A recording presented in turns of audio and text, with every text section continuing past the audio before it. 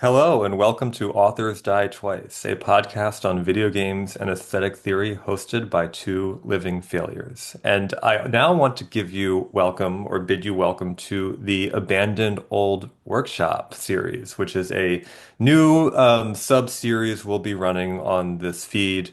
Where Brian and I put on our literary scholar hats, or rather put them back on. We tend to we like kind of take them off for this podcast or have them like half on our heads, I guess. But we've fully put them back on to really get in the weeds about matters related to our actual day jobs and talk to other colleagues, other scholars, people in the academic profession about their work. So, in our inaugural edition of the Abandoned Old Workshop today, we have a fantastic guest that Brian will introduce. Yes, thanks for that introduction, Nathan. So, joining us today to discuss a new book by the Irish architect, critic, and poet Niall Montgomery is Joseph LaBine. Joseph LaBine is a Canadian poet and scholar specializing in modern Celtic literature. He earned his doctorate from the University of Ottawa in 2023, where he held a Marie Tremaine Fellowship from the Bibliographical Society of Canada and a doctoral fellowship from the Social Sciences and Humanities Research Council of Canada. He's published and has forthcoming work in the Journal of Flann O'Brien Studies, the Journal of Modern Literature, Grist Magazine, Anti-Heroin Chic, and the Malahat Review. And he lives in Yellowknife, Northwest Territories, Canada. So, Joe, welcome. Thank you so much for joining us today. Thanks for having me. It's a pleasure to be here. So I want to kick us off maybe with a couple of related and I think pretty important questions before we actually really get into the meat of this book here, which are just first of all, how did you come to edit this book? What sort of work did this involve? And we can maybe get to this a little bit later, but how would you also describe maybe the status of these poems, in the form that you're presenting them here? That's like 10 great questions rolled into one short question there, Brian. I will try and answer in a succinct way. I think that in my other kind of capacity, in your introduction to this sort of section of the podcast, you're talking about doing kind of non-academic work or academic adjacent things. And I kind of feel I'm in a similar vein because I'm also a poetry editor for a small press. The press is Flat Singles Press in Canada. It was started about 50 years ago in Windsor, Ontario by the Canadian poet. He's a Governor General's Award winning poet and kind of famous poet in Canada named Phil Hall.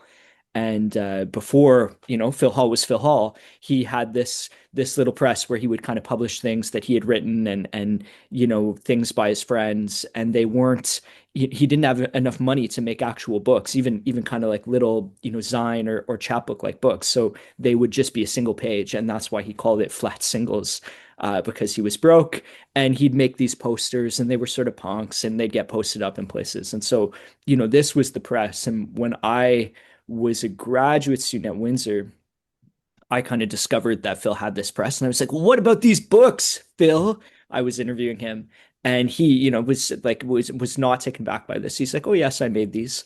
And then after getting to know him, I eventually asked if I could, take over the imprint to do some kind of, some like breaking in and using photocopiers and making like really kind of crazy books, but then also trying to do some interesting trade books. And the motto for Flat Singles Press, as coined by Phil, has always been too small to kill, Um, and I think that that's, the idea of small press of allowing you, to do certain things. Like obviously the press was so small they didn't even have a grant or kind of publishing obligations. It was just sort of like, this is what we're going to do. And Phil was also a visual artist. And so there's sort of an interesting dimension to it. And I kind of ran with that. I was like, well, what if like this little press that's been around forever, but very few people have heard of it, what if we actually like make these trade books? And we published some great books, and one of them was actually a book by Phil, like around the sort of 40-year anniversary of the press. We brought that out in 2015.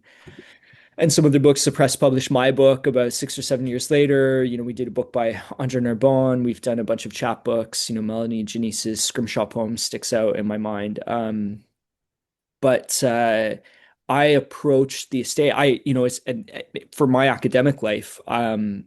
After my master's and sort of progressing towards going back to graduate school again to do my doctoral work, I have worked on sort of modernist literature. I wrote an MA thesis on James Joyce. I'd spent some time learning the Irish language. I've become through all of that very interested on Flann O'Brien, whose real name was Brian O'Nolan or Brian O'Nulan. And so I was actually in the fall of 2015 in Ireland doing some research on Brian O'Nolan's kind of personal letters. And at the time, these hadn't been published in book form. A kind of selection of them had been published in a journal, an academic journal that was defunct. And um, many scholars working in the field, and there'd been sort of a resurgence because Brian O'Nolan had his centenary in 1911, and so there was some kind of fanfare in Dublin and things like that, and some books had come out on him, more recently that discussed his letters, but these were not widely available. And so if you wanted to do real work, you kind of had to go to the archive and read the letters. And I was trying to trace up letters that might not be in the archive. And this brought me to Christine and Tim O'Neill's house. And Christine was working on this book on Niall Montgomery. And as it turned out, by the time I actually got in touch with the estate and found out, Maeve Long had at that time been already working for several years on creating this like large volume of the Flann O'Brien collected letters, of which Niall Montgomery figures and has, he was a long-standing collaborator with Brian O'Nolan. And, the funny thing is like they were actually great personal friends. Um, but, at the time, I didn't really know that much about Niall Montgomery. Part of the reason, I guess, for that is, my kind of entry into that world was through all the books on Flann O'Brien, Brian O'Nolan. And Montgomery had refused to be interviewed by O'Nolan's key biographer. He initially agreed. And when I interviewed Montgomery's son, James, what James told me was that this biographer showed up at the house and Neil Montgomery sent him away. He didn't want him being O'Nolan, Flann O'Brien, to be remembered in any other way, but a kind of positive light. And he wasn't going to share his tea. And so, this biographer was sent packing. And so I kind of came into this world, this kind of like world where I wanted to do, academic work and scholarship as an editor. And I had found out from Christine that these poems existed. And this is a long story. This is not the short answer you were expecting, but I promise I'll be brief. I was told that these poems existed, and she didn't like them. She didn't really get them. Christine, I think, is a Joycean by trade. She'd studied under Fritz Sen, and she teaches at the James Joyce School in Trieste, and she lives and works in Dublin as well. And so infinitely interesting person and very very well read. And I don't I think I'm still not sure. Like I don't know if Christine had seen the poems and just sort of been like, I don't want to do more work on this after doing her book on Neil Montgomery, or maybe she found the poems like she couldn't quite crack them, which I mean is certainly that's a fair comment about these poems, and we'll get into that. But I came away from my meeting with her that there was this book that existed called Terminal, and that Neil had put this together at the end of his life, i.e., terminal, I'm gonna die, and that he wanted to publish this book as a kind of collected poems of his poems. Now, at the time, I'm like, okay, my editor hat comes on, and I'm like, there's a book. It's been put together by someone else. It's potentially, good and stuff that's never seen the light of day, ever been published, and I don't have to do that much work. And I think that, if I had known then what I know now, I would have been like, God, there's no way I'm doing this. Um, I just thought like this would be a kind of slam dunk, like I don't really need to do any editing because as an editor, you're like, how much work do I actually have to do here? Like if the book exists, this is just a simple, make sure it's all typed up and put like a forward or something and off it goes.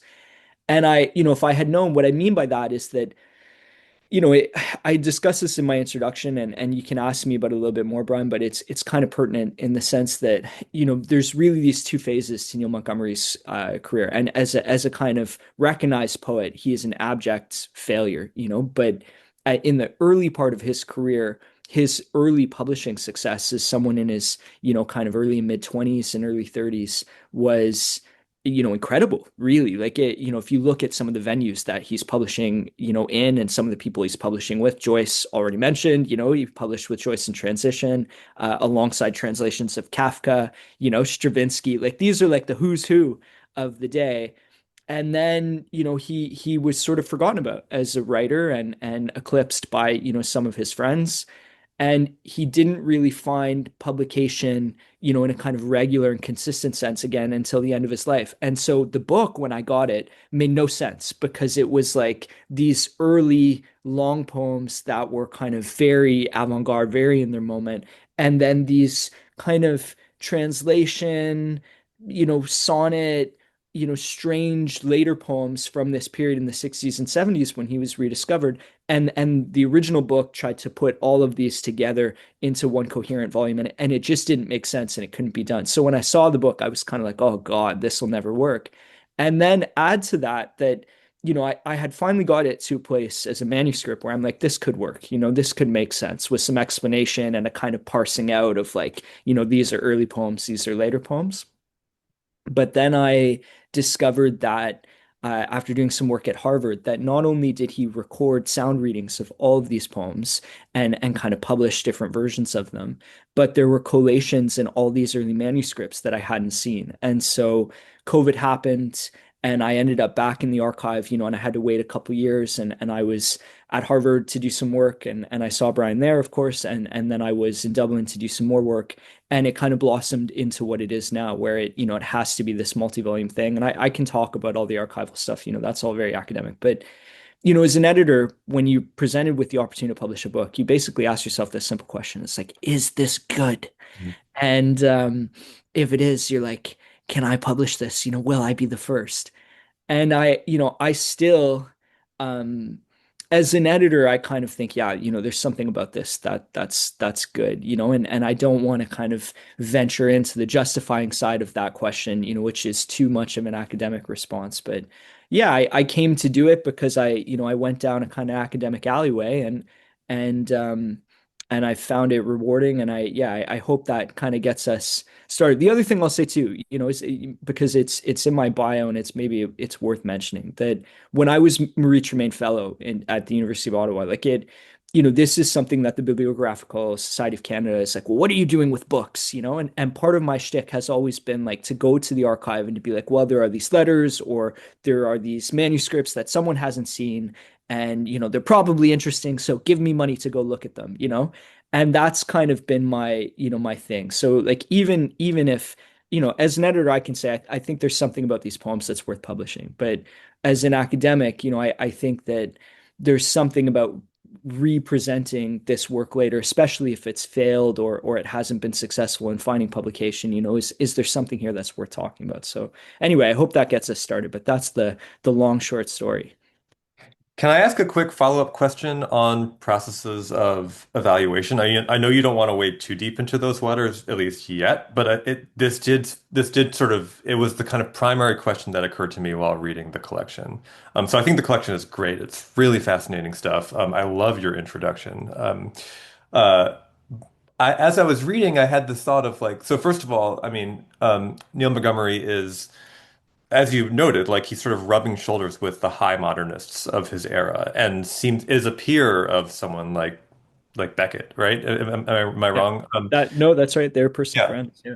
Yeah, and so he's very much writing in the style or in the slipstream and current of these just high paradigmatic modernists. And even from as I was reading, I was struck, I don't know Irish literature very well, but I do work on James Joyce, and it was really striking to read someone who seems to be writing, he's a Joycean in the sense of like the Finnegan's Wake Joyce, Hmm. not the Ulysses Joyce, and so in literary studies and especially modernist studies, uh, we think of high modernism as marked in like 1922 with sort of reaching a sort of a kind of high point with Ulysses, Joyce's novel, the publication of the book version of Ulysses, and T.S. Eliot's, or Salty T.S. Eliot, as Montgomery writes, with spelled T.S.A.L.T.Y. Um, the wasteland, and that these and sort of canonically, famously, the wasteland is in some ways, responding to Ulysses, or at least Eliot sees, he sees them as at least retroactively connected in some way. Um, but Finnegan's Wake, is like, I don't know if there's like, what's a good analogy? It's like the labored over followed up project, like the long awaited, much hyped, labored over follow up work that everybody hates when it comes out, Um, and or many people did, not, I mean, not, famously not Beckett, not others, but this is like it's a very like there are very waking moments in these poems. And I guess my question, let me just get to my question really quickly, which is that, when we're evaluating something that's so difficult, that's so impacted and dense on the level of like individual words, like there are these sort of like, beautiful little puns or neologisms, one that I loved is the word entity from Mm, imaginary pronouns, which seems to mhm, be a combination of the adjective empty and the noun entity. An mm, entity, it's full of really rich kind of polysemic stuff like this. But often when we're evaluating or reading this kind of poetry or work, like we have a guide. There's a long tradition of scholarship that teaches us how to make sense and make meaning of this sort of difficulty. And for a less, canonized or even non-canonical modernist like Montgomery, like you're going in almost completely blind. Especially I would imagine you as editor is like reading his poems. It's like, of course you're a scholar, you're an expert, like the context, the traditions, but I would imagine there's still a sense of like, what's going on in this poem, and can I like, where do I go for help to sort of decide like what's even in this thing, what it's actually doing? Or, or did you just take an approach of like, I'm just going to figure it out on my own and rely on my own expertise? So I'm just curious about how, your own process as editor, and going in and sort of evaluating the significance really the value of each individual piece. Um, if the lack of a tradition of scholarship and explication was ever an issue. mhm. That's an excellent question, Nathan. I think that the only way to really answer it is probably to look at like one of the short poems together and to try and gloss it and see if I Yeah. can unpack some of these things for you and kind of put my money where my mouth is. But um, yeah, I'd also say we are all entities, right? And maybe that's the thing that shines through here. That kind of playfulness is something that attracted me. Like the idea of like the one and the zero. Of like like and if we remember the context of like this coming out, wars breaking out in Europe. There's a sort of widespread disillusionment. I mean, maybe that's something that's actually really powerful and profound. I think that. So yeah, I want to talk about Joyce and I want to talk about T.S. Eliot because that's the order that you've brought them up yeah. in. And I think in order to do that and in order to keep Brian interested in our conversation, I also have to talk about Proust and I have to talk about French literature. Um, and so, this brings me to Beckett. And so this is our kind of like literary, our Buena social club of literary references here. But um, the French side of this is what I'll deal with first because it's probably the easiest since the most kind of factual is that Neil Montgomery was a Francophile. His French was good. He was proficient in the language, and he um, for this reason, when you're looking at kind of the work he did in the 50s, when he had been practicing as an architect for some time and had his sort of young family and was living in Dublin, that, one of the things that he did is kind of claim to fame of the 50s is writing this essay, No Symbols Where None Intended, on Beckett's work as an Irishman who read the originals, the French originals, and could kind of say something about them before, Beckett, or I guess while Beckett was in the process of translating them. And Beckett actually liked that essay. He Beckett quipped, "I learned a lot about myself," and I think that um, this is the kind of thing, this sort of just fastidiousness. I guess that's part of Montgomery's aesthetic, this sort of fastidiousness that he brings to that scholarship. But yeah, Montgomery's like Beckett, has read sort of some French literature. He's read Proust. He's was engaged in an earlier translation project with another Irish poet, Denis Devlin, and they, translated some French surrealists and Dada poets and things like that. So that's all very interesting, and that's in the introduction. We don't need to get into it, but he's coming. I think part of his interest in modernism, I guess, as a young person, has already branched out from Joyce and Eliot and gone over into the continent and is looking at, these other sort of writers and performers. He's interested in cinema, and Eisenstein and montage and like there's sort of like, even as a young person, to match that fastidiousness, there's a sort of precociousness there that would be remarkable. When you look at his letters and you kind of realize it's like, oh, you were 17 when you wrote to Eugene Yolis at Transition to be like, yeah, publish my stuff, you jerks. There's something remarkable about that. Even if we find the poems difficult, that we just kind of have to admire, the confidence of someone like that to do that kind of thing, because that confidence didn't stay. Towards the end of his life, he denied that he was even a poet. But if we look at 1922, and we have to force ourselves into a category. You can either go, the wasteland road and you're going with Tom, or you can go, the Jimmy way and you're going to Dublin. And um I think that people would expect, just by his Irishness and his love of Finnegan's Wake, that you would put Montgomery in with Ulysses and Joyce every time, and you'd be making a mistake. I think that Mhm. that's the wrong way to read these poems. They're deeply influenced by The Wasteland.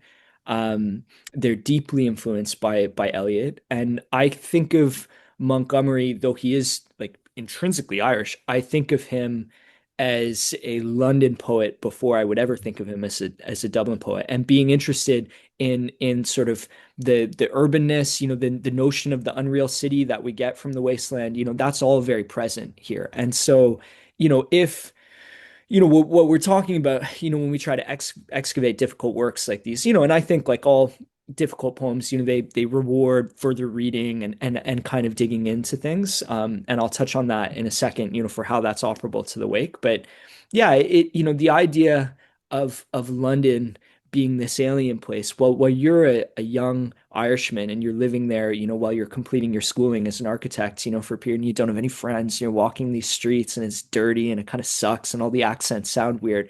This is great material for a poet. And I think that, for this reason, The Wasteland is deeply resonant, And conversely, the flip side of this, because we've gone with Tom and we're in London and we've not stayed with Jimmy Joyce and we're not in Ulysses land, which is Dublin.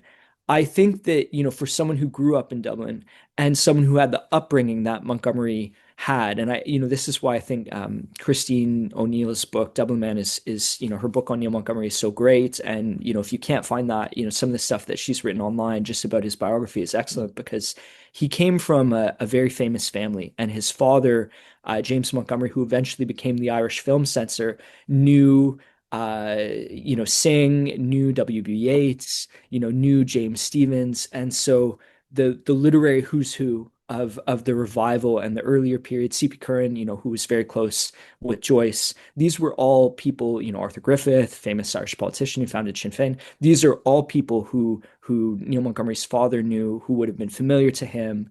Um, and I think that changes how you read Ulysses, probably. It adds a kind of ironic level, or a sort of a kind of like level of realism that makes you read the book differently. And I think that, there've been a lot of people, Joseph Brooker is one of them, and I think more, I'm thinking of Frank McCourt more recently, that have tried to kind of maybe recapture this early Irish reception of Ulysses, which is very different than the American reception, which is just like, oh, this wonderful book recreating Dublin. And I don't know if that was necessarily the experience of people who grew up in Dublin. They were, you look at Montgomery and his friends, and this is initially what drew me to Flann O'Brien, because obviously I was coming as a Joyce person, to Flann O'Brien. Like they were enamored with the book, and they had like a 2-volume copy, and they were passing it around their circle of friends, and like Joyce just became, this kind of idol for that group. But I think that when you compare something like Ulysses and the novel that it is with something like Finnegan's Wake, I think that, Finnegan's Wake was what was coming out, was contemporary to them when they were writers. I also think that, if you have The Wasteland and you're writing accents and snippets of things, and conceptual stuff because you're riding a tube, in London, and that's the kind of poet that you are. I think what the Wake gives you is a sort of a, has affinity with the Wasteland, but there are no footnotes. That kind of guide to reading that you were talking about just doesn't exist. Like if Eliot is trying to kind of, excavate or retain, a sense of culture, frame of reference to Shakespeare, all this stuff, if he wants to kind of capture it and make sure that we're not living in a wasteland, Joyce is just, yeah, to hell with footnotes. Like you can go in and figure this out. And I think that that's kind of, Montgomery's stance, like for it, and it's a difficult stance because he's someone who is so precocious, so well read at such a young age, coming to the fore at such a moment.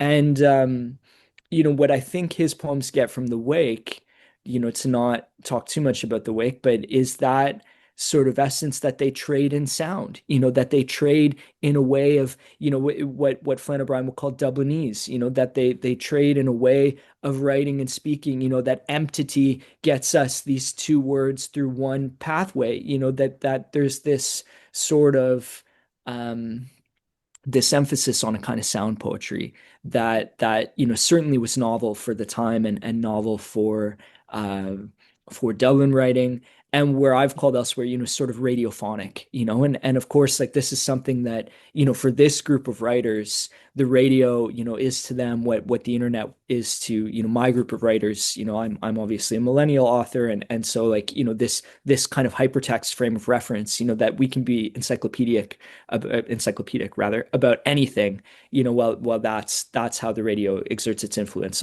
for these writers, I think. Nathan, your question and Joe, your response kind of just helped me maybe synthesize a few things I was wondering about and wanted to ask you, Joe. I mean, first, I'll just make a comment that also occurred to me that maybe we can circle back to, which is that placing Montgomery uh, in this kind of like avant-garde, or at least, adjacent to avant-garde. And, I remember, speaking with you another time about, the question of Dadaism and these different movements and, the kind of surreal dream poems that he was writing in transition, right?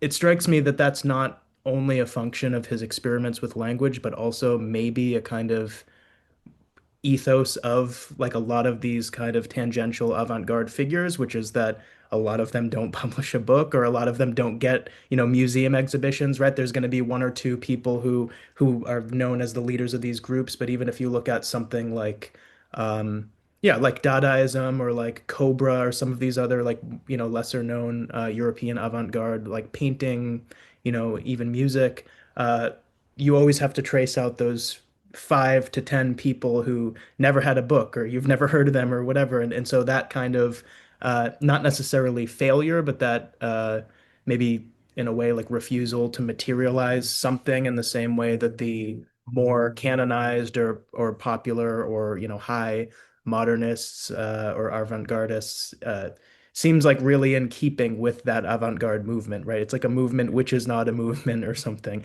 And this brings me to this other kind of question that we've already, I think, hinted at, which is, what is working in these poems and how we're maybe supposed to approach them. And I think it's easy to look back on works, especially Nathan, as you said, like when we don't have a guide to them, right? It's easy to look back on works that experiment with form, taken out of context, and say that they fail, or that we don't know how to make sense of them, or that they're unreadable.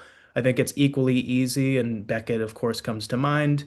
And maybe even this is more misguided or sometimes more irritating to sort of fetishize this idea of failure, right? Like there's this, there's plenty of scholarship on the idea of failure, and it seems to almost, yeah, like lionize this odd gap or something in the work in a way. Um, but I think, thinking about Montgomery in particular, especially poems like these that aren't as well known and seem to prompt us to come judge them, uh, something else maybe needs to happen for us to think about how to approach them. And this is again like without a guide, in keeping with our podcast, I guess, right? It makes me think of something else we've discussed before, which is playing a game without the internet, right? Like once you have the internet, there are all these guides, you can find out where to go, but in the moment, and in this way, maybe it's almost as if Montgomery's poetry has come to us frozen, right? Like outside of time, because it's not that we have this whole reception. I mean, part of the work that you're doing is giving us a bit of that context or a bit of that guide to like help us start playing around with it and figuring it out. Um, and some of those things that you've given us are things you sort of highlight in the introduction, which is the collaborative spirit with which much of his work was written. And so, like, n not only his poetry, but particularly like the translations from the French with Devlin, or the collaborative writing he undertook with Flann O'Brien, and also the interest in music as a medium, as well. So some of this comes across through the poems on their own, I would say. Like we can read them and we can say, oh, this is reminiscent of Joyce or Eliot or Beckett. But I definitely think it's enriched when we understand this context, especially of his other writing work, which it seems, you know, a lot of that is still also unpublished and very important, and I think needs to also be brought out. So I was wondering if you could just speak a little bit more about how you see these poems working, what's working in them, what we're meant to hear or experience in them, and how, what we need to understand to actually approach them today, contextually. Okay. So at this point, we've been talking about some time about poems that no one else has read or heard before. So I want you to turn to page 54 of the advanced copy of the book that you have, hopefully both of you have, and we'll look at a poem which is Philomel's Wake. And while you're finding that, I'm going to try and answer some of these other questions. And the first thing is, like, I say this as a writer and an editor, like in the non-academic sense. Like I always leave out of my biographies, when I do something that's like actually, like as a real writer, that I'm like, I like I'm never gonna put in my bio that I have a PhD, or something like that. Like just judge me as I am.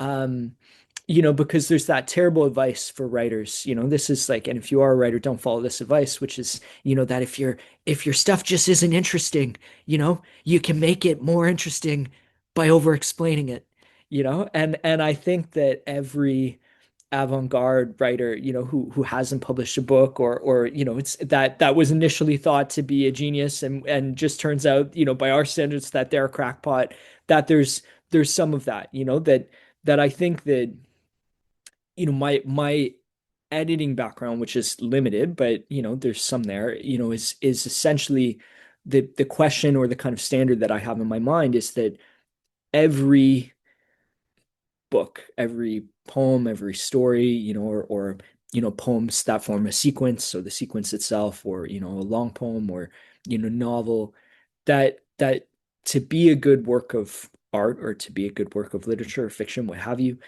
has to kind of contain, the tools with which I would use to read it. And that needs to become apparent to me in the reading, so that it can kind of become, realized work, not just for its author, but for me as someone trying to appreciate it. And I think that, so like, in order for something to be good, and here I'm trying to be objective because I have my editing hat on, it has to like have those kind of things up front, and like Joyce does this in the early stories in Dubliners, in a top paragraph, like he'll be talking about a gnomon, and you're like, God, what is a gnomon? What's this shape missing a piece? Um, and you're like, wow, this is a concept with which I can use to read this story, or something like that, that it's not always as overt as that.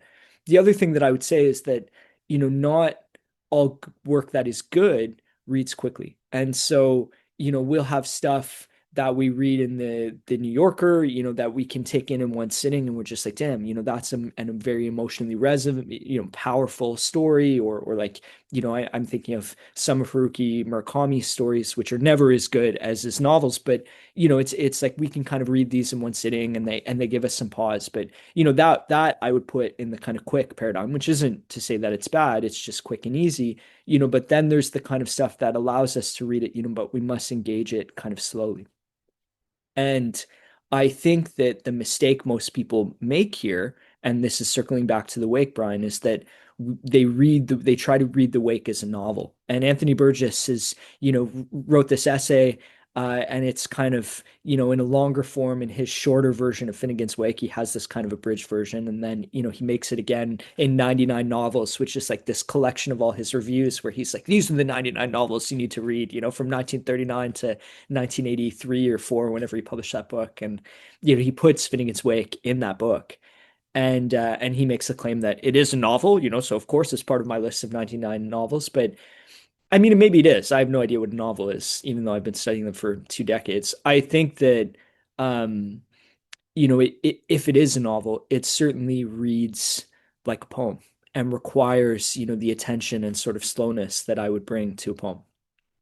And I think that what the Wasteland gives us, we've talked a little bit about the Wasteland in terms of content, but if we talk about it in terms of form and a form without footnotes, so a changed or kind of evolving form, we have to think about this idea of like the long poem and what it is, and I think that um we shouldn't, all sort of look at art, with in terms of progress and forms changing over time and development and things like that, because not all art works that way. But for someone like Montgomery, who's sort of an iconoclast, who's just like, yeah, forget tradition, this is how we're going to do it now, he had a way of imagining the long poem as a kind of ensemble piece, as something that was radiophonic, that engaged multiple voices and things like this. And so, yeah, it's very much of its time, but it is something that we can kind of decipher now. And maybe, for our zeitgeist, our moment, it's something that is maybe more relevant because we too are so inundated with content, and we too, have such a kind of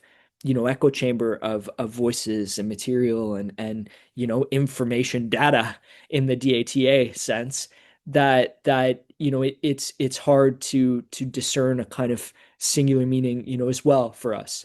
And so I think, maybe that's how he views modernism, certainly at the moment that he kind of entered it. But the poem that we're about to look at, which is Philomel's Wake, um, is different. This is something that was published in Furioso, which is a student magazine of the US. It was published in 1943, so 2 years after Joyce is dead. It speaks to that collaborative piece that you mentioned, Brian, because in his bio, for the contributors section in that journal, he refers to Flann O'Brien and William Saroyan and their other friends as being part of a circle, and William Saroyan is like an Armenian American playwright, who was living in California at the time. So, I mean, that's kind of impressive that they were all part of one group. But this poem, as I see it, is different than the others. It's the last poem in the book, so it's on page 54. And it's why is it different? Well, it's the same in the sense of what it's trying to do with sound and language, and it's a short one, which will help us read it here. So, I'd like to do that with you guys. I also think that, so while it's using some of the same techniques and things that the other poems are doing, it's also trying to do this other thing, which is sort of serve as a eulogy. And as a form, Montgomery is actually very good at the obit and the eulogy, I think. But we can discuss this. I won't say any more about it, and I just want your initial thoughts. So maybe I'll read it, and then you can kind of stop me and be like, "What's up with this?" and "What's up with this?" and we'll go from there. And Nathan, you look like you're did you want to ask something before we embark on reading, or just chime in, please? Can I just ask like one quick question, which is Please. I'm really glad you chose this poem because this is the poem that I focused on like almost at the exclusion of all the other ones. Mm. And so I have my own thoughts or questions to ask about the content, but just thinking of the title. I guess I'm wondering if it would be fair to read this. Of course, Montgomery is eulogizing Joyce and thinking through the wake in particular, but Philomela, the myth of Philomela plays a really important role in the Wasteland, and so I'm wondering if I mean this almost feels like a poem that actually squares the circle or brings the wake back into kind of close dialogue with the Wasteland, actually in a way that I've never seen before in any in scholarship or other literature. So I'm wondering if that feels right to you. Like is could the Philomela the resonance of I mean just for context, Philomela is a woman who's right. Her sister marries Tereus, and then a king named Tereus. Tereus rapes Philomela and cuts out her tongue, and Philomela turns into a nightingale, and then accuses Tereus of his crime. Um, and this fact features centrally very heavily in The Wasteland, in Eliot's poem The Wasteland. I'm not entirely sure what it's doing here, so maybe you can illuminate that for me. Well, But I wanted to just sort of note that connection. I mean, I let's keep that in mind. I might have said like and wrongly too. Like I too am a reader, so I'm coming to this at the same kind of level as both of you. But I've always seen the Philomel figure, rather than Philomela here, as a kind of analog to Joyce. That this is the literal wake for a kind of um a tragic figure, and yeah, like that's that, and I think that why do I feel that that reading is justified? Well, if you read Ulysses and you read Finnegan's Wake, there is this kind of gender switching, for Bloom is, initially changes gender, in the red light district, certainly with the kind of play between Anna and HC in the wake, and what happens to the twins, of course, when initially they're twin boys, and then there's this switch and they're son and daughter later, and in back in the house. I think that there's certainly some play there. I definitely agree with your reading that this is an allusion to Philomela, and the kind of like mythos that you're referencing. I think that certainly obtains here. So I'm not detracting from it at all. But I think that, just for the title of like Philomel's with an apostrophe S and Wake. I mean, obviously we see the affinity to Finnegan's Wake, but a joke, a kind of in joke with Montgomery's crowd, and one that Bruno Noulon made all the time for his newspaper column as Miles Nagopoline, was putting the apostrophe in Finnegan's Wake. And people are notorious, they just do this, they assume, but it's meant to be a kind of imperative, like Brian, myself, we're all Finnegans. And in reading this book, like we're just it's like what the Catcher in the Rye, is supposed to do for sleeper agents. Like we're just supposed to wake, that there's something about it, that we Finnegans are rising. That's what it means, but or we're coming back from death. Finnegan has fallen off his ladder, and this is him waking. The whiskey falls in his mouth, and it turns out he's not dead at all, and that's the joke. Ha ha ha.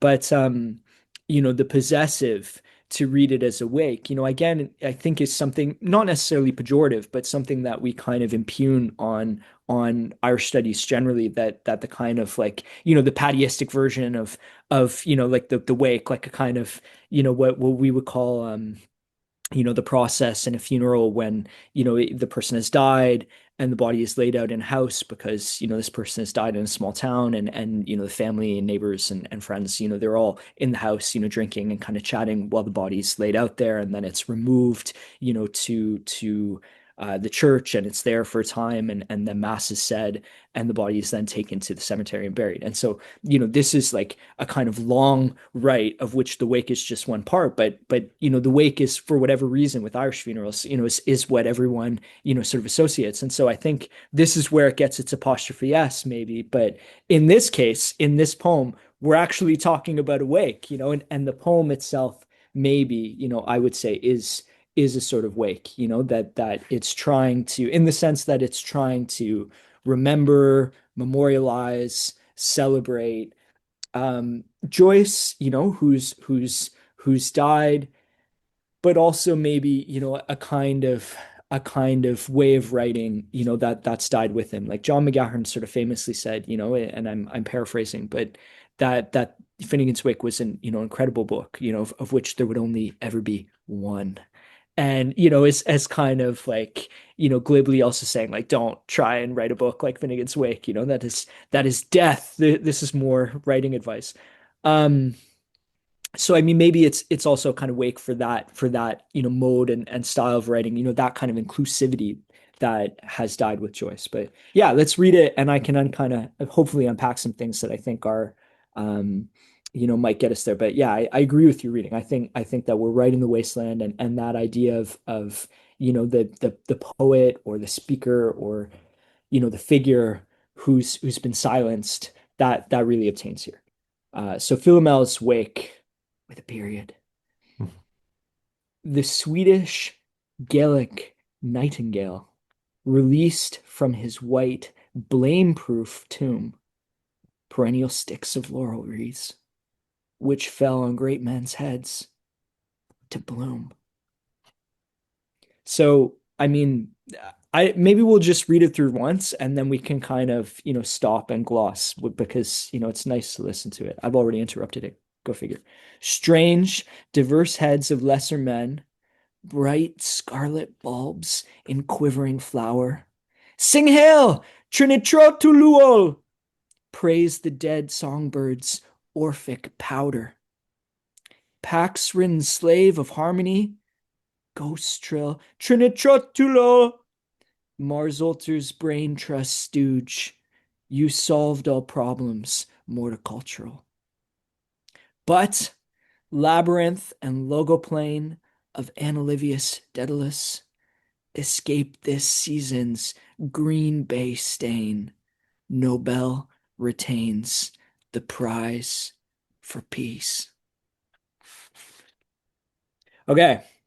Um, so I mean, there's some stanzas here that work for me better than others, and some that like I find easy to unpack, and others that I'm like, damn, this is hard. But it's short and it's meant to be simple, probably. What do either of you get out of like the first sentence or the first stanza?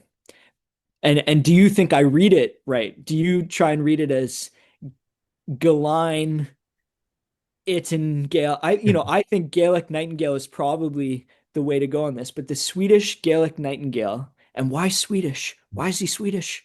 Released from his white, blame-proof tomb, perennial sticks of laurel wreaths, which is hard because there's sort of a break in sense here and subject, which fell on great men's heads to bloom.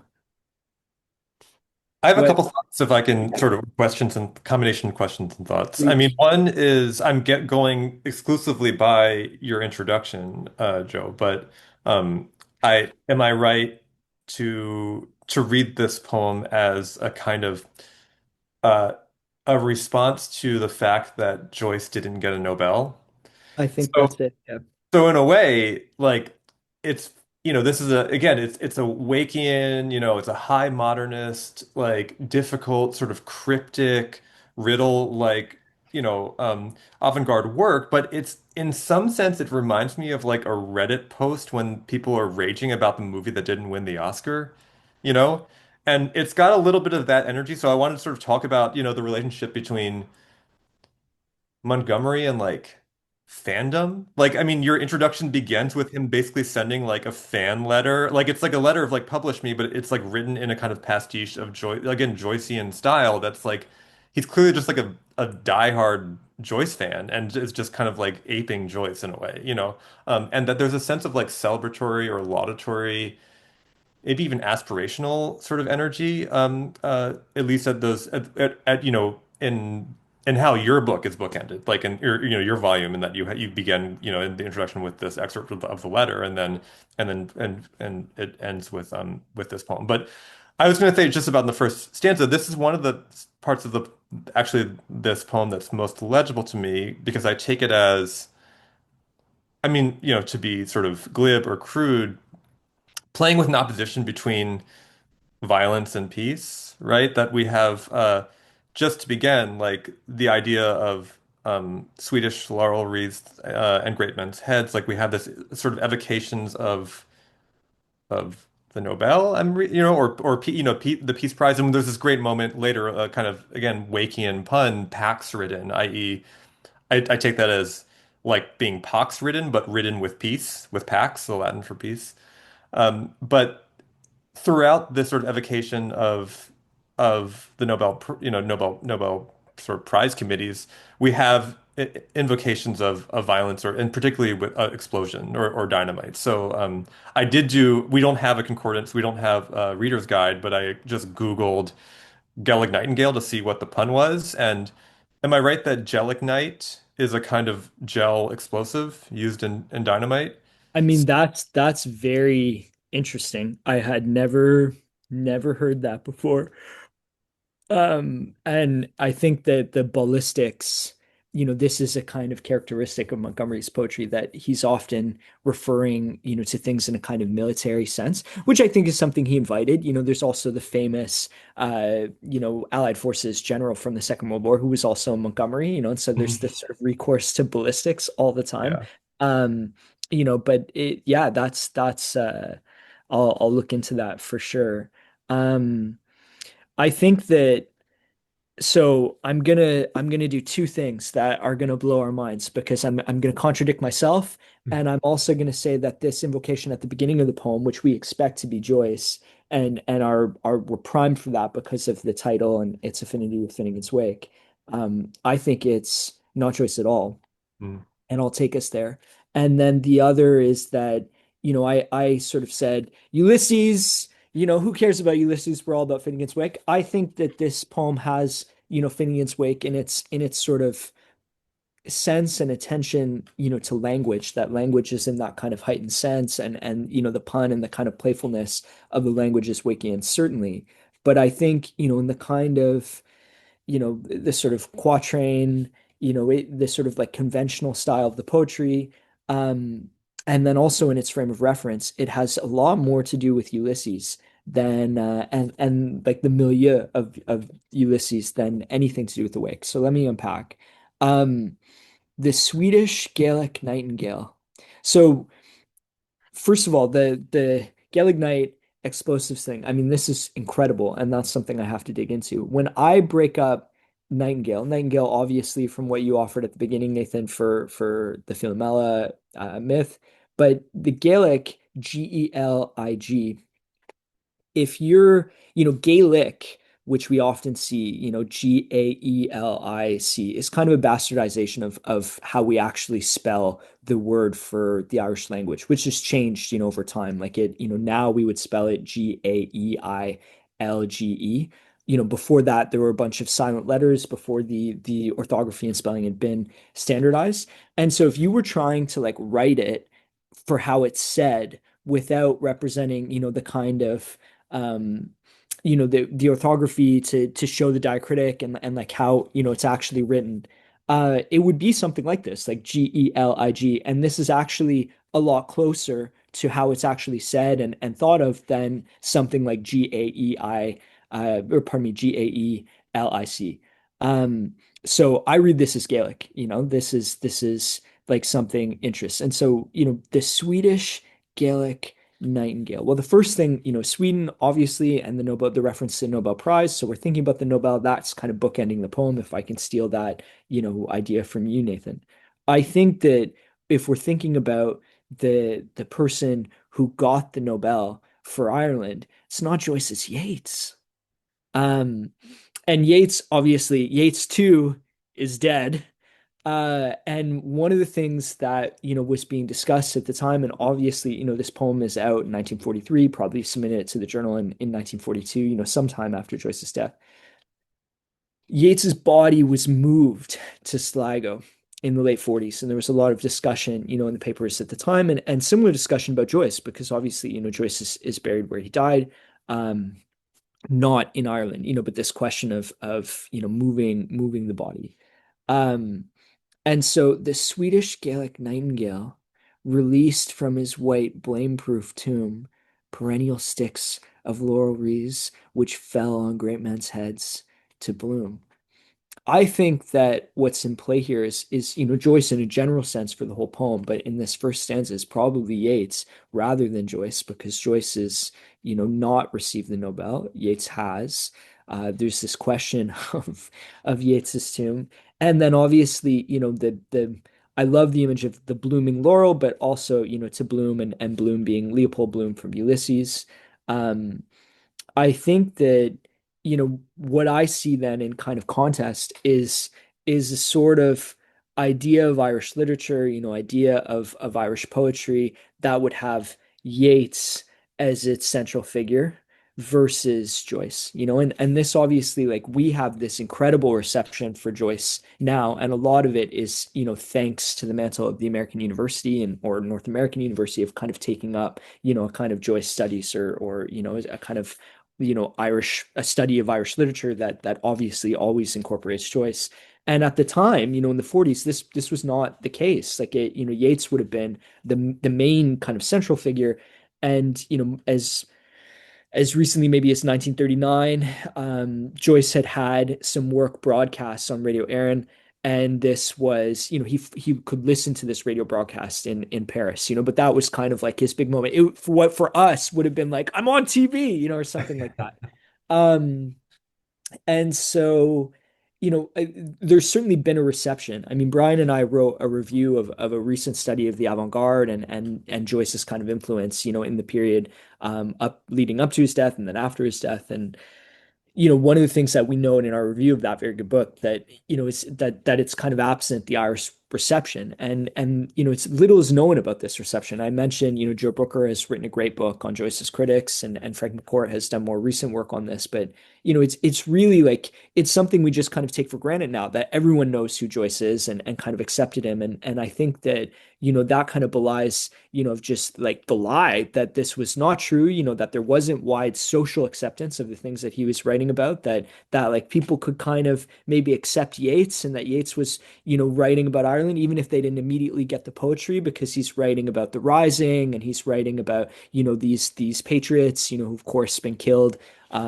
for rebelling against the crown and all these sorts of things. And so, even if you're not, if poetry is not for you, you kind of have an immediate understanding in a political sense, who Yeats is, regardless of whether or not, what is slouching towards Bethlehem to be born. Um, and so I think that's kind of in contest here, that a way that we would read, that is Yeatsian versus a way that we would read that is Joycean. And I think what's being lamented is that kind of Joycean way of reading is passing, and maybe not passing too, because we have this poem, and we have the people who sort of love Joyce, and we've, for us three, we've survived, to this moment where, Joyce is now our key figure, and we kind of stick Yeats and the Oxford Book of English Verse in a drawer and take it out, when we want that. But I think, the other thing too, maybe like that's tensioning in the poem is that this isn't the kind of free line of a Joycean novel or a sort of string of consciousness and a free line of some of the earlier long poems that Montgomery wrote. This is organized into tight stanzas, 4 lines each. And there's a sort of conventionality of the poem that we would associate with Yeats. Um, Next stanza. Strange, diverse heads of lesser men. So, here we're talking about all the heads. We've got all the heads, but I also think that, and you caught empty from the other poem earlier, Nathan. I say it as diverse, and I read it the first way, but it's also diverse. And Ulysses begins with the divers, the boys swimming at Sandy Cove. And so yeah, I wonder, certainly like with Bloom ending the kind of, it's sort of taking us from realism and a kind of historical moment where we're talking about all these famous writers, all the men who have been, you know, um, crowned with laurel leaves. And then it's actually taking us into the literary work. And I mean, I see this as something, again, of course, like we can talk about Eliot, but this is something that we get from Dante, of Dante actually being in his poem as a figure, and of course Virgil is there as well, that maybe this is the thing of literature, that eventually we just become the literary work ourselves. Um, and so, we go from like real authors getting crowned with laurel leaves to bloom, which of course is the verb to bloom, but also, the figure of bloom. And then the strange diverse heads of lesser men, which of course completes the thought of like all these other shitty writers, who we don't need to talk about, but also the divers' heads. Um, and then, of course, the bright scarlet bulbs in quivering flower. Well, scarlet bulbs, is like if we said red bulbs, we would know we were in the red light district, but the scarlet bulbs, I think, maybe is a way of shirking that. And then I just, I can't crack the rest of this, and I defer to you two. I don't know, sing hail, can't make sense of it. Praise the dead songbirds, Orphic powder. Thoughts? Well, again, just to chime in, I think this is again, thank you, Montgomery Archive Gloss, aka Google. Trinitro, or wait, is it trinitrolene or trinitroluene? Trinitroluene is TNT. So again, we have what you referred to, I mean, Joe, as as a kind of ballistic modernism, or modernism that goes ballistic. Hmm. Similarly, Orphic powder. I mean, I'm seeing an evocation of Orpheus, right, and the Orphic power of song, of poetry, but also powder, like as an explosive. Like, I mean, powder would just mean explosives or gunfire, or again, ballistic components. I like that. I think that, if you have parentheses that are really close together, it's kind of a canon, you know. There's certainly like a boom effect here for sure. Like I think that um it again puts us in the realm of sound, right? That there's just something, and I think that, like, if we stay on this idea of sound for a second, I've talked about radio and I've talked about it conceptually, but that whole piece of, like, if you're a London poet, and this is certainly something Eliot felt as an American living in London. It's like we kind of like forget, it's, oh, Eliot's not English, is Eliot's American, really? But I mean, like at the time, I'm sure the Brits never let him live it down. Like I think that this is something he would have been acutely aware of, by ear. And I think that, if you're a young Irish writer living abroad, living in exile, which of course gives you affinity with Joyce, I don't deny that. I think that to hear Dublin voices, like the voices of your city, elevated in a literary text is something really special. It's something that makes you kind of feel seen, and you're just like, yeah, that's it. That person has done it. And this is not something that we can attribute to Yeats's poetry. There are no Dublin voices in Yeats's poetry, but there are across Joyce, and there are throughout Flann O'Brien, and this is a sense in Montgomery's thought, right? And there are, to a certain extent, in Beckett's translations, of course. It's certainly something that, Montgomery argues for, that, like, yes, we have to read Beckett as a French writer, but, as an Irish French writer. And so there's that kind of affect um, as well. Sorry to keep jumping in, but just Yeah, you no, did mention please, please. you noted the fact that, right, the shocking fact that Eliot, like Henry James, is an American. And I just wanted to call out for the audience, or for our listeners, that Eliot is, as far as I know, right, from St. Louis, That's right. Yeah. which makes him one of the two great poets from St. Louis, the other being Nellie. Oh man, that's great. Um, yeah, I recall reading somewhere, doing some work on Eliot, that Eliot, like, never felt like he was from St. Louis. I think he felt like he had East Coast connections, but he wasn't really from the East Coast. And then he just went to England, and it's like, well, you're not, and now he's not even American. Yeah. Um, yeah, I think that's great. Um, for this poem in particular, and we don't, need to stay on it. I'm sure, for the pleasure of your listeners, we should go back to, this, like, any other questions that you have. But I find the third stanza the hardest on this. Paxford, Slave of Harmony, Ghost Trail. I mean, obviously music trails, and then again the TNT reference, which is excellent. And maybe, the Trinity was all I was ever sort of able to get out of that, and the kind of onomatopoeia word, the sound of it, but the explosive aspect is great, which again informs, the Mars reference there. Yeah, you solved all problems morticultural, which is like, I mean, this is a powerful line that is, like, vaguely blasphemous, right? That like to solve the problem of death, is something that, for a believing, a practicing Catholic, which Montgomery was, at least um nominally, and I think actually, his friends were, that it's like, well, only God, or like Christ, solves the problem of death, by like obliterating it. And so, to attribute that to Joyce, someone who is often accused of grave blasphemy in Ulysses, I don't think anyone purports to understand Finnegan's Wake well enough to be like, this is where it's blasphemous, but certainly we put that on Ulysses.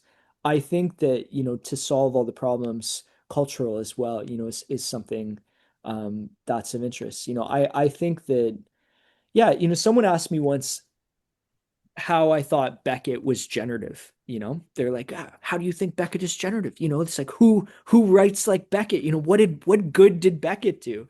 And I had to think about it, and I was like, well, Paul Auster, probably wouldn't exist if there was no Beckett, and they corresponded like that's true, and Auster, as a French translator, knew Beckett, the author in Paris, so that's real. But I think that yeah, like there's, at the time, like, so let's go back 40 years earlier and we're in, or 30 years earlier and we're in 1940s, late 1930s Ireland. Like, that question is probably still real of like, well, what did Joyce do? It's like, what good will come of these, blasphemous, 900-page dick jokes? Like, what good is going to come from this?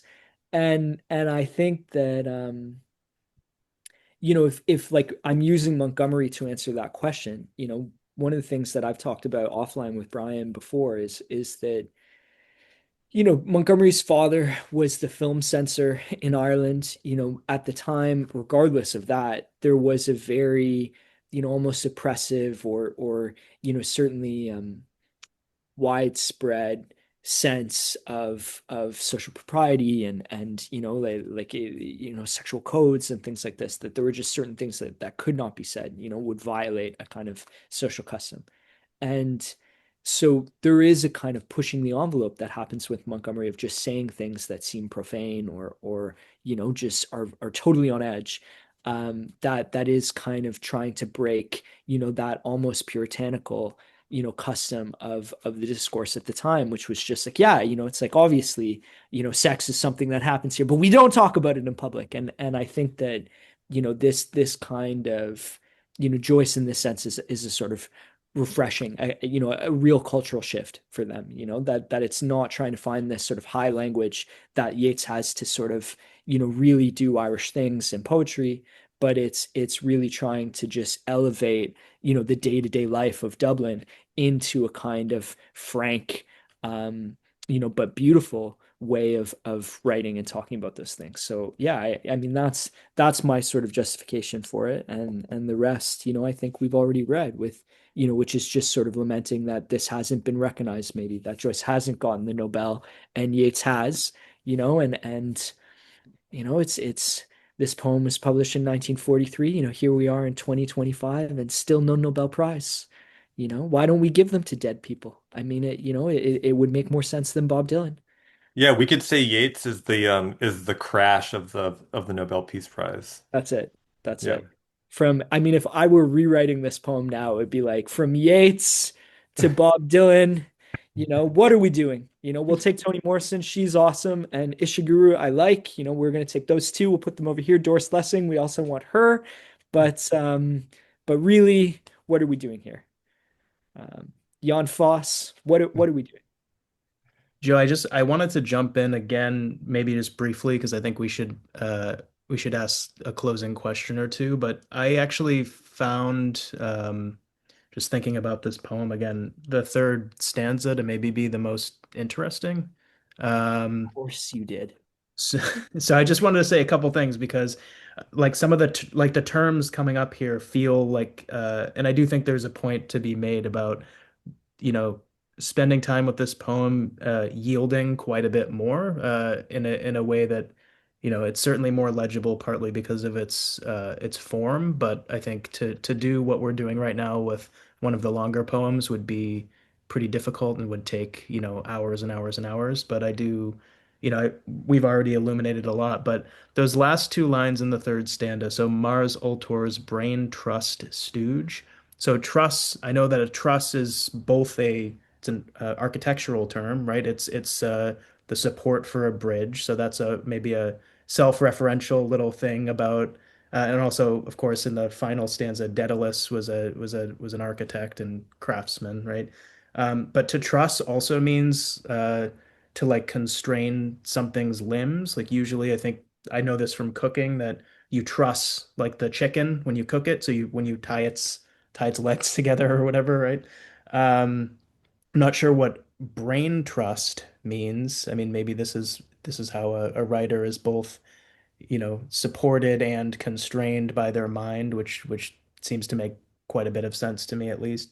But then morticultural, like obviously when this was written, that's just some kind of, pun on horticultural, but this is also a term which I heard recently for the first time.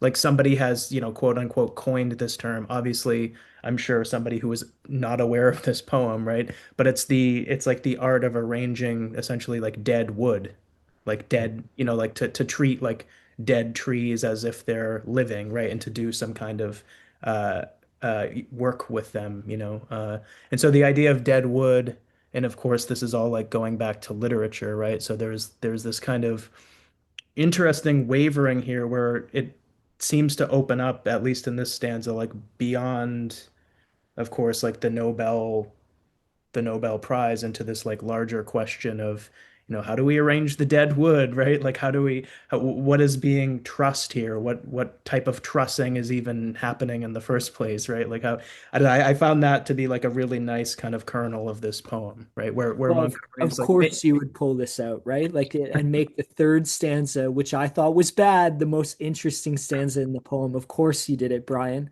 Um, I think you're right. I think that that's a fantastic reading, and I think we just have to credit Montgomery with coining a word before whoever, thinks that they coined it, believe that they coined it.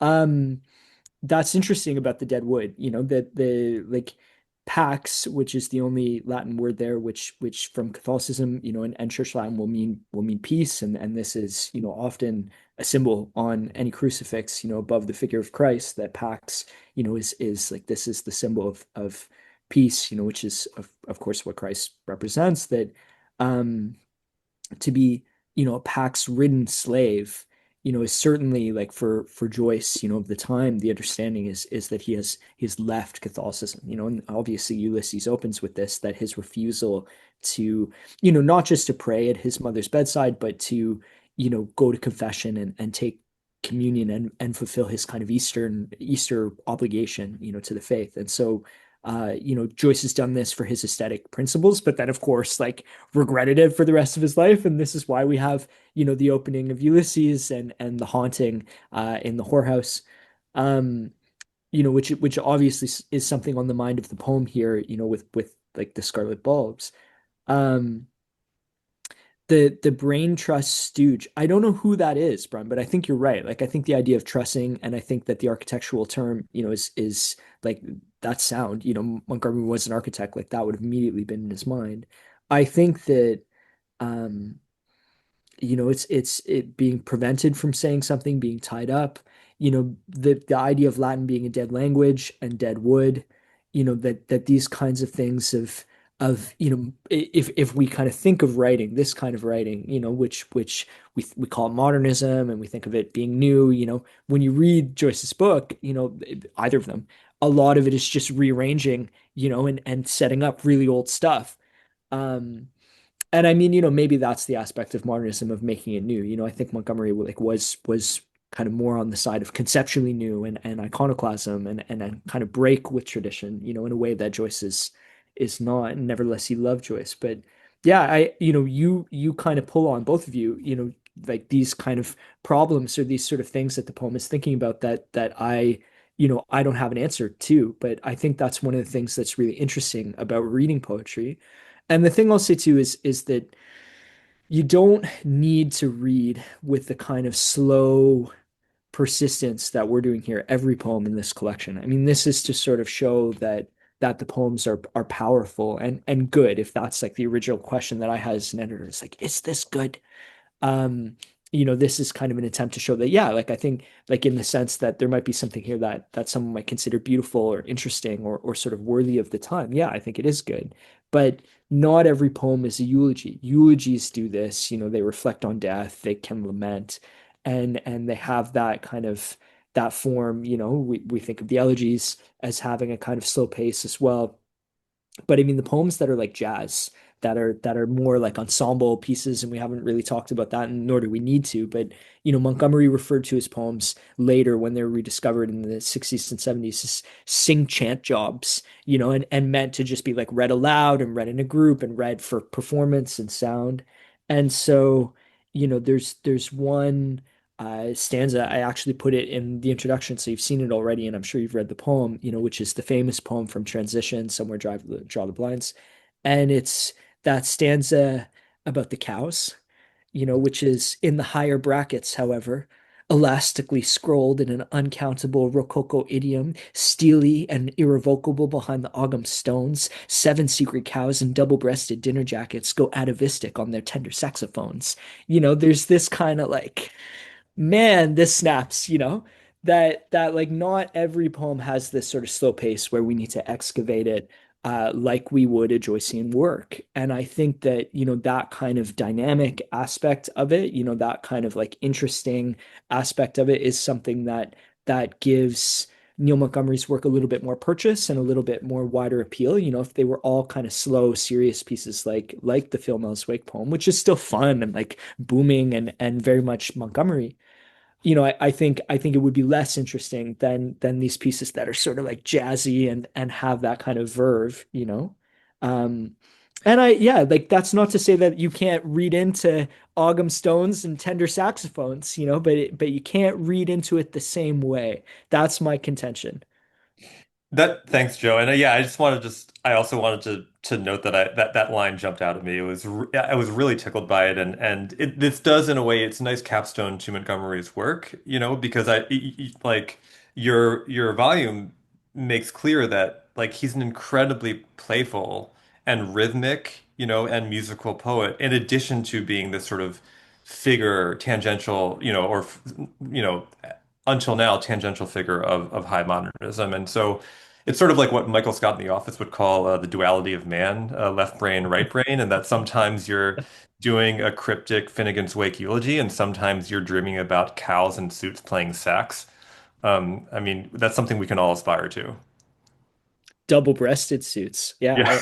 I think that that's right, I think that that's right. Well, anyway, if I have to go now, and I'm happy to go whenever, you guys tell me to leave. Like this has been a pleasure. We're launching the book. The press is going to be in Ireland on June 20th, and I'll be there for reading at the Irish Architectural Archive. Um, and I'm looking forward to that. It's been a long time coming. This is again, like I put on my academic hat as we talked about hats at the beginning of this, that it's like 6 or 7 years to do something, especially if it's like a doctorate. In academic terms, it's not that long, but as an editor, it's like you want that book out yesterday.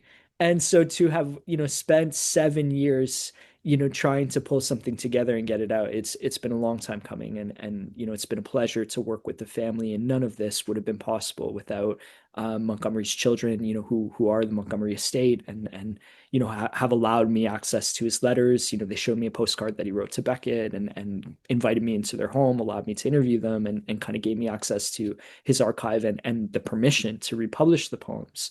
And so it's, part of that has allowed, the kind of time to break it up into two volumes and to take the time and bring the book out, and then to come and do stuff like this and explain, that there's actually a good book here. Um, but yeah, for anyone interested, if you like this kind of poetry, you can find it online or in a bookstore. And just thank you for your time. Thanks a lot for joining us, Joe. I'll just maybe just ask what's, I mean, you mentioned there's going to be at some point a second volume of Montgomery. So I was going to ask if you want to touch on that briefly, and also just what's next for you and where people can find, any of your work as well, if you want to put that out there. Do a good self plug. I appreciate this opportunity, Brian. Thank you. Yes, I too am a writer, and I too have been published by the wonderful press that is Flat Singles. So my kind of long poem, which is L297, an indiscernible, incomprehensible title. That book, the letter L and the number 297 is available through Flat Singles Press, and you can probably order it from your bookstore or something like that. Um, for as far as Montgomery goes, there is another volume of poetry planned. So I kind of alluded to this when I was talking about the original manuscript, which was bigger than the book that you have before you, which we've called Terminal One because we lack imagination, and didn't want to deviate from the title that Montgomery gave it. As a young architect, he actually worked on Dublin Airport, so the kind of like allusion to Terminal 1 and 2 is maybe justified. And so fittingly, we've called this book Arrivals, which is, about his kind of early success in finding publishing for these long poems in various magazines. And then the second book, um, which is, a collection from the original collation of the shorter poems. He sort of like in later part of his life wrote sonnets and kind of these sort of unfaithful translations, lots of shorter poems. And we, in doing the kind of research for this book, I found some others that didn't make the kind of original inclusion into the terminal manuscript. And so the thought was to do, this collection of the long poems and to not have them jar with the very short poems that World called departures and bring out in a second volume.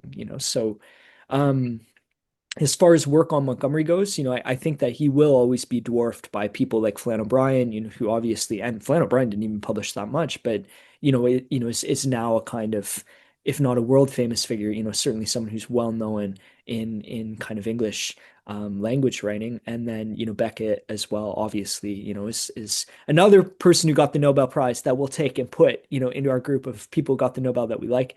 Um, I think that, yeah, Montgomery is always going to be a kind of minor figure. Whether or not he's a minor poet remains to be seen. I hope so. But there's definitely another book of poems there that I hope to edit. There's also a book or more of about 200 TypeScript pages in the Irish language. And I should have mentioned this before, this is me kind of shirking my academic responsibilities. So in the archive at the National Library in Ireland, on Kildare Street, in the manuscript reading room, probably, or in a vault where they're kept, are hundreds of pages of TypeScript. I would say, Christine O'Neill has seen all of them, and I didn't count them. I've seen them all as well, but ventured that they're about 225 pages. It's a box worth of material.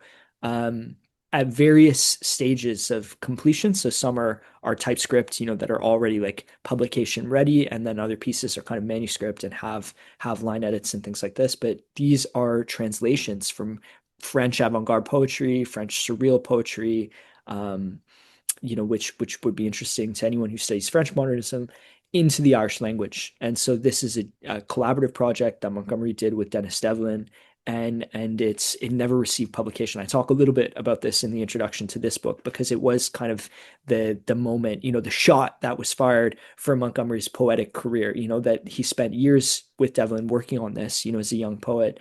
And the failure to get it published and to do something for the Irish language certainly meant that he stopped largely writing in Irish. But also, that this kind of major work of his was never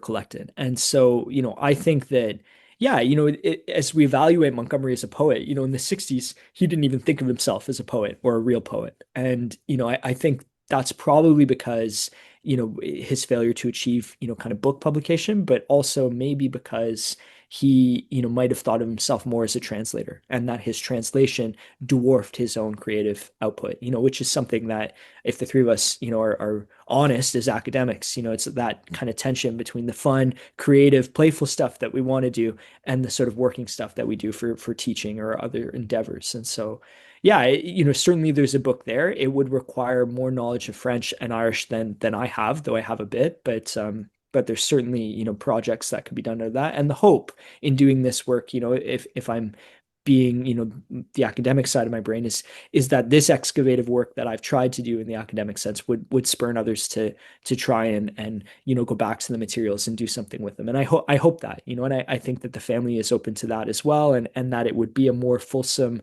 way of studying writers like Joyce and Flann O'Brien and Beckett and seeing, Eliot's kind of influence in Ireland and these sorts of things, that it just kind of adds to the conversation. And so that's my hope. And that's what's coming down the pipe. Thanks, Joe. We're so grateful for you coming on the podcast. I just have to say it's genuinely mind-blowing. Like we don't even as academics, in our daily lives, like for me, I don't know if I've ever had like an expert in underread modernist come on and just explain the modernist, and they'll go line by line and explain their poetry to me, so it's just it's really a privilege. And I love the book. I think it's super fascinating collection, both culturally and intrinsically, historically and intrinsically. So why don't we, while we're thinking about not to turn it back to Joyce, but Joyce has sort of haunted this whole conversation. The scapegoat to cite another of my favorite Wakean puns. The scapegoat of Joyce has haunted us, and so I just wanted to mention, there's a poem in a story in the collection Dubliners called Grace, where this guy, Mr. Kernan, I think he's like an alcoholic, and then his friends like basically do an intervention, and they're like, "Dude, you got to go to this religious retreat, man. Like, we're trying to help you out."